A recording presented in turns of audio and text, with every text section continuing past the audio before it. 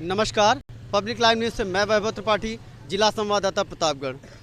आज मैं विश्वनाथगंज विधानसभा से पहाड़पुर के चौराहे पे खड़ा हूँ। आज मैं जनता से समझने की कोशिश करूँगा कि 2022 के इलेक्शन के लिए वो किन मुद्दों पे वोट करेंगे। और यह जो आज का हमारा कार्यक्रम है, यह कार्यक्रम दंगल कुर्सी का। इस कार्यक्रम के अंतर्गत जनता से हम बात करेंगे और उनसे जानने की कोशिश करेंगे कि किस तरीके से वो इलेक्शन के लिए वोट करेंगे। पहले परिचय जानना चाहूँगा। क्या भाई साहब अपना परिचय बताएं? समीर कुमार मिश्रा। समीर कुमार मिश्रा। समीर जी, आपने तो टीका लगा रखा है, तो इस टीके से मैं क्या समझूं कि आपका जो वोट होगा वो किस पार्टी के लिए है? हमारा कांग्रेस पे रहेगा। कांग्रेस पे है। तो 2022 का जो इलेक्शन हो रहा है, इसके लिए क्या मुद्दे होंगे? इस पे मुद्दे होंगे कि क्या नाम है, पहले तो मुद्दा है जानवरों का जी। दूसरा मुद्दा है दलालों का। ये अगर सही हो जाएंगे तो ऑटोमेटिक सरकार बन जाएगी। तो आप कहना आपका है कि जो आज योगी सरकार जो बड़े बड़े वादे करती, दावे करती है कि भ्रष्टाचार हमने समाप्त कर दिया है, गुंडों को समाप्त कर दिया है, लेकिन कांग्रेस का मानना है कि अभी भ्रष्टाचार समाप्त नहीं हुआ है। तो यह सबसे बड़ा मुद्दा है। दूसरा मुद्दा आपने बताया कि यहाँ पर पशु, आवारा जो पशु हैं, उन पशुओं ने बहुत ज़्यादा परेशान कर रखा है। जी जी जी। तो कांग्रेस इस समय बहुत ज़ोर शोर से प्रचार तो कर रही है, लेकिन क्या आप मुझे बताएंगे कि किस इस जो चुनाव है 2022 का, इसके लिए मुख्यमंत्री का चेहरा कौन होगा? अब सब इस पे देखा जाएगा। अगर इसी पे होगा उसके बाद देखा जाएगा फिर क्या है। जी ठीक। आपका परिचय? राम सजीवन तिवारी, क्षेत्र पंचायत सदस्य बासुपुर। बैठा है राम सजीवन तिवारी जी। तो राम सजीवन तिवारी जी, आपका क्या मुद्दा होगा 2022 के लिए? हमारा मुद्दा क्या, हम तो परेशान हैं, नेता आदमी हैं, सपा को लाइक करते हैं, अखिलेश की सरकार आना चाहिए, अखिलेश की सरकार में। तो आपका जो मुद्दा बताया आपने कि किसको आप वोट करना चाहेंगे, या क्या आपके मुद्दे रहेंगे वोट करने के लिए? अरे यहाँ से सपा से संजय पांडे टिकट पाते हैं या नहीं पाते हैं, जो भी पाएगा मैं सपा की मदद करूँगा। सपा को लाइक करता हूँ। सपा के कार्यकाल में काम नवयुवक के लिए, वृद्ध के लिए, सर्वजात के लिए सम्मान मिला है, काम हुआ है। कोई जानवरों से परेशानी नहीं थी, पुलिस फाटा से उतना परेशानी नहीं थी जितना भी है। एक एप्लीकेशन पे 5,000 रुपया लगता है और इसके पहले एक नया पैसा नहीं लगता था। काज करता जाता था, दरोगा हिल जाता था अखिलेश की सरकार में। लेकिन योगी जो दावे कर रही है, योगी सरकार जो दावे कर रही है, सरकार दावे करेगी, कांग्रेस भी करेगी, बसपा सपा सबको अधिकार है दावा करने का, लेकिन सरकार बनने जा रही है अखिलेश की। और बीजेपी गलत है। बीजेपी गलत है। बीजेपी की सिर्फ झूठा वादा किया, बोला जनता जो है गरीबी चली जाएगी, देश से गरीब ही मरे जा रहे हैं, तो गरीबी जा ही रही है।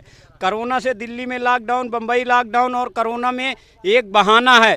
जो साफ सी बात यह है कि योगी जी आदित्यनाथ यहाँ लालगंज में पधारे थे, 15 मिनट खड़े थे। ये क्या किए क्या नहीं ये मुझे नहीं पता, पर ये बीजेपी सरकार गलत है, भ्रष्ट सरकार है। जनता की अलग अलग राय हैं। कोई भ्रष्ट कह रहा है, कोई कह रहा वादे पूरे नहीं किए गए हैं। आइए और मैं समझने की कोशिश करता हूँ। ठीक है, आपका नाम क्या है भाई साहब? हमारा नाम प्रेमनाथ वर्मा, पूर्व कम्युनिस्ट प्रमुख लालगंज। तो आपके 2022 के लिए क्या मुद्दे होंगे? किन मुद्दों को लेकर के आप 2022 में वोट करेंगे? हम परिवर्तन चाहते हैं। परिवर्तन में अखिलेश सरकार बननी चाहिए, सपा की। अखिलेश सरकार से आपकी क्या उम्मीदें हैं? क्या क्या? बहुत उम्मीदें हैं। इस 5 साल के कार्यकाल में कोई नया रचनात्मक काम इस सरकार ने नहीं किया है। इस समय के जो वर्तमान आपके यहाँ के विधायक हैं, क्या उनके द्वारा कुछ काम किया गया आपके क्षेत्र में? नहीं, कुछ नहीं। वो भी तो उसी के साथ थे। जनता से मिल भी नहीं पाए, जनता के सुख दुख में नहीं मिल पाए। अब 10% पूरी विधानसभा में मिले होंगे तो उसके लिए ना के बराबर। बीजेपी यहाँ कोई काम, सगरा सुंदरपुर छोड़ दो, लालगंज के इधर साइड का कोई बीजेपी का कोई सपोर्टर ही नहीं है। वर्तमान विधायक का काम तो ये है, जो उनके कार्यकर्ता थे वो भी कट गए, 90% कट गए हैं। चलिए भाई साहब, आपका नाम क्या है? अनूप कुमार दुबे। अनूप कुमार जी, आपके 2022 के लिए क्या मुद्दे हैं? भैया हमारा सिर्फ भाजपा के अलावा और किसी के बारे में सोचते ही नहीं है। सबसे बढ़िया योगी आदित्यनाथ से बढ़िया कोई मुख्यमंत्री ना अभी तक आया है ना, और ना आगे आएगा। आप किन किन उनके कार्यों को, ऐसे कौन से कार्य किया? गुंडागर्दी बंद हो गई। अब रही बात आवारा पशु की, हम छोड़ रहे हैं, वो आवारा पशु योगी आदित्यनाथ छोड़ रहे हैं। हम आप जिलाते हैं, उनको खिला नहीं पाते हैं, छोड़ देते हैं। ये हमारे पड़ोसियों को कौन छोड़ रहा है, उस पर आपको नज़र रखनी चाहिए।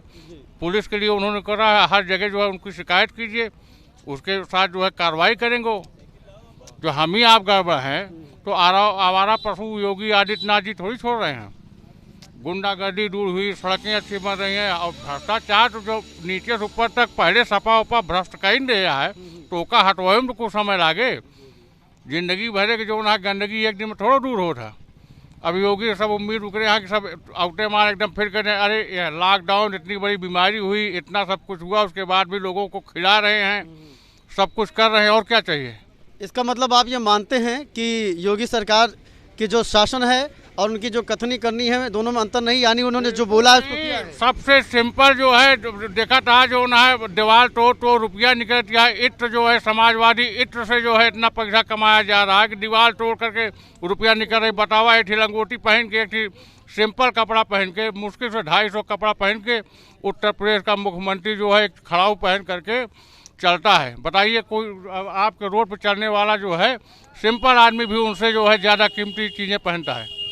एसी में अभी तक जितने मुख्यमंत्री रहते सब वीआईपी कल्चर में रहते थे, सारे कल्चर को उन्होंने ख़त्म कर दिया और भारतीय संस्कृति के हिसाब से जो है, सनातन संस्कृति के हिसाब से उसमें गाय गोरू सबकी सेवा करता है। ऐसा मुख्यमंत्री कहाँ से मिले। हर जनता अपने बेबाक राय रखने के लिए, उनके ऊपर कोई दबाव नहीं, वो सारे अपने राय को बड़े इत्मीनान से कह रहे हैं और बता रहे हैं। यही है दंगल कुर्सी का। और आगे हम चलते हैं इनके भाई साहब के पास। क्या नाम भाई साहब आपका? विजयनाथ मिश्रा। विजयनाथ मिश्रा जी, क्या है आपका क्या है आपके चुनावी 2022 के क्या सोच है आपकी, किस मुद्दों पे आप वोट करेंगे? योगी आदित्यनाथ को करेंगे। आप उनसे प्रभावित हैं? वो बिल्कुल। उन्होंने कौन से ऐसे कौन से ऐसे वादे हैं जिनको लगता है कि उन्होंने बहुत अच्छे तरीके से उसको निभाया है? नहीं, जैसे जो लोग कह रहे हैं बेरोजगारी, एक दिन में तो बेरोजगारी खत्म नहीं होगी। रोड रास्ता बिजली पानी अगर आई है ना, एक दिन में खत्म होगी, दोनों चीज है। जब रोड रास्ता सब क्लीन हो जाएगा तो अपने आप बेरोजगारी हट जाएगी। अब आज जो लोग कह रहे हैं कि ये कोरोना आया, कोरोना केवल हिंदुस्तान में तो नहीं आया, ऑल वर्ल्ड में था। सब कोई कौन ऐसा शख्स है कि जो नहीं खा रहा है? नहीं तो भूखे मर जाते, हकीकत है भूखे मर जाते। लेकिन कौन ऐसा शख्स है जो नहीं पा रहा है? 2000 रुपया ले रहा है, राशन 5 के प्रति, वो भी 2 बार बेच रहे हैं। दुकान पे जाके लेने के लिए पहले पहुंच जाएंगे, और कोई सरकार दिया है क्या? तो ये जो राम राज्य का वादा किया था योगी सरकार ने, क्या वो राम राज्य आ गया है? आएगा, आएगा, अब आने वाला है, ये सब साफ होगा। 50% आ गया है और 50% अगले 5 साल में आ जाएगा। चाहे जो जितना पटकड़े जो ना है अपन हाथ पैर, सरकार योगी आदित्यनाथ के बने 400 सीट से कम ना है, यो गारंटी लिखित। आज जो माहौल चल रहा है, सुनिए भैया, अखिलेश सरकार में कुर्सियां दरोगा की उठा के फेंक दिया जाता था। आज प्रशासन टाइट है। यहीं सगरा से पहाड़पुर आने में हफ्ते में कम से कम एक बार छिनैती होती थी, आज हो रही है क्या? एक चीज और है, बेरोजगारी रही बात, जब तक जनसंख्या नियंत्रण कानून नहीं लगेगा, 12-12 से ढकेल के पैदा कर देता है जो है, तो कहाँ से बेरोजगारी? बताओ, आप बताओ कि अगर एक आदमी एक बच्चा पैदा करेगा तो ठीक है, 5 बच्चा, 7 बच्चा, 12 बच्चा, तो भैया एक बिना विरोध सब कर दी। नहीं, जैसे अभी उन्नाव के विधायक थे, उन्नाव के सांसद थे साक्षी जी महाराज, उन्होंने कहा था कि हिंदुओं से कि एक साथ 12-12 बच्चे पैदा करें, 10-10 बच्चे। देखिए, वो उनका राजनीतिक मैटर है। मैं किसी जाति विशेष का, जाति धर्म का नाम नहीं ले रहा हूँ। मेरा मानना है कि भारत देश में जो प्रत्येक नागरिक रहता है उसकी खुद की जिम्मेदारी है कि वो पढ़े लिखे और इतना समझदार हो कि अगर आप ज़्यादा जनसंख्या पैदा होगी, देश की जनसंख्या विस्फोट होगा। कितने जने का आप नौकरी देगा, सरकारी नौकरी देगा कि उठक देगा, उतना कुछ है ही नहीं पूरे देश में। तो भाई अगर जरूरत ज़्यादा 1 बीघा में अगर एक आदमी नहीं 4 आदमी पैदा हो जाए तो खाए बिना अनाजे न रहे तो बेरोजगारी रहबे करे जो ना। यहाँ पे अभी जनता से बात करने के बाद देखने में आ रहा है कि हर पार्टी के अलग अलग कैंडिडेट, अलग अलग सोच, अलग अलग विचारधाराएं हैं। लेकिन बात करते हैं समाजवादी पार्टी की और बसपा की या अन्य जो पार्टियां हैं, वो सारी पार्टियों ने अपनी ताकत लगा रखी है और देखना है 2022 के लिए किस तरीके से मेहनत आगे करते हैं। बाकी जनता यहाँ पे और खड़ी हुई है, आइए इनसे भी समझने की कोशिश करते हैं 2022 के लिए क्या मुद्दे होंगे। क्या नाम भाई साहब आपका? मेरा नाम राजेंद्र प्रताप सिंह है। राजेंद्र प्रताप सिंह जी, बताएं क्या आपका क्या है मुद्दा 2022 के लिए? मुद्दा कुछ नहीं है, सिर्फ भाजपा। भाजपा। तो भाजपा को आप क्यों वोट करेंगे? भाजपा अच्छी पार्टी है इसलिए वोट करेंगे। भाजपा ने अपने सारे वादे पूरे किए हैं। नहीं, पूरे तो नहीं किए लेकिन पूरे हो जाएंगे। अब 70 साल और 5 साल 10 साल में तो अंतर तो होगा। चलिए आइए मैं इनसे भी जानने की कोशिश करता हूँ। क्या नाम भाई साहब आपका? मेरा नाम है काशीनाथ वर्मा। काशीनाथ जी, आप किन मुद्दों पे 2022 के लिए इलेक्शन में वोट करेंगे? बीजेपी। क्या है रीजन आपका वोट अब करने देखिए, जहाँ राम राज है वहीं तो होगा राज। बीजेपी है तो राम राज है। देखिए कितना बढ़िया उन्होंने बता दिया, एक ही शब्द में पूरी बातें कह डाली कि यही तो रामराज है। तो देखिए सबका सोचना, सबका कहना और सबकी अलग अलग अपनी पार्टी को प्रमोट करना, सब अपने हिसाब से प्रमोट कर रहे हैं। आइए और मैं समझता हूँ। भाई साहब क्या नाम है आपका?